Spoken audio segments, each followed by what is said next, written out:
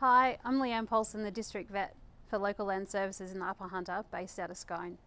Welcome to the 2026 Autumn Seasonal Conditions Update. So over the last month, we've seen a couple of common conditions in the Upper Hunter. So the first of those that I'll mention is 3-day sickness in our cattle. So 3-day typically moves down the coast and comes up the valley. It's spread by mosquitoes. So at the moment, what we're seeing is an acute onset or very sudden onset of lameness. These animals are quite sore. They go down for a day or so. They're usually bright enough to eat and drink, so take them some food and water. But if they're down for longer or they're particularly lethargic, I recommend contacting your private veterinarian as anti-inflammatories may be appropriate in those cases. Unfortunately, we've already seen some nitrate poisoning in cattle across the region from hay that's been introduced. Now, some of our cereal crops and other plants will accumulate nitrates under stressful situations. So definitely recommend asking questions where you've bought your hay from. So when was it baled and what conditions was it baled under? It can be quite toxic, but ruminants actually have the ability to adapt to nitrates. So what I'd recommend is that you take advantage of the free feed testing that's available through Local Land Services, and then we can monitor and know how hot that hay actually is. And then we can shandy that out and sort of minimise the risk of death.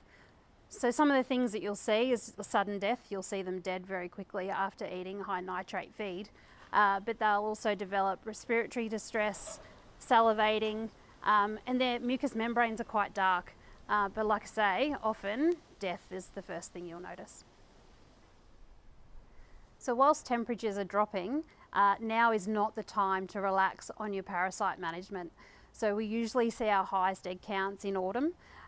So what I'd recommend is that you continue to monitor your fecal egg counts, drench when appropriate.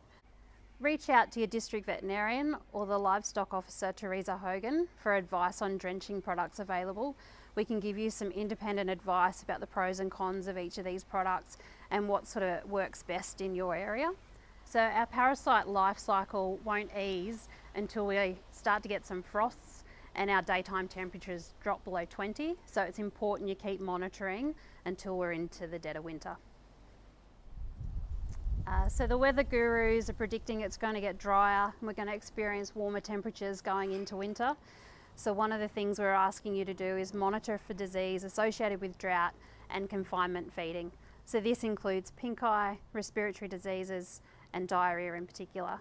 If you have any of these issues, contact your district veterinarian and we can do some investigation and discuss treatment options. So with the uncertainties ahead of us in terms of the conditions, it's time to maximise livestock efficiencies. Start planning forward, proactively identify unproductive, non-essential stock. So offload the females that aren't pregnant, offload those poor doers, and consider early weaning. You get efficient use of feed, and then you can maintain your body condition score of your cows, and in turn maintain fertility for the coming season. So the longer that it's dry and we've got a lack of green feed on the ground, it's time to look into deficiencies in our livestock.